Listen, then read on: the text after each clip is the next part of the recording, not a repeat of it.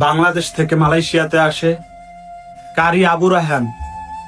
তবে ভাগ্যের কি নির্মম পরিহাস, আজকে সে সড়ক দুর্ঘটনার শিকার হয়।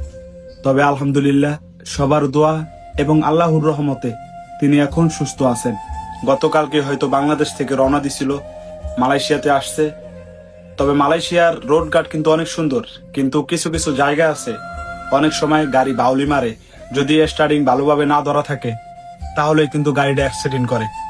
আগামীকালকে কিন্তু প্রথম তারাবি, দোয়া করি আল্লাহ যেন তাকে তাড়াতাড়ি সুস্থতা দান করে। সে যে নিয়তে আসছে মালয়েশিয়াতে, আল্লাহ যেন তার নিয়তটা পূরণ করে।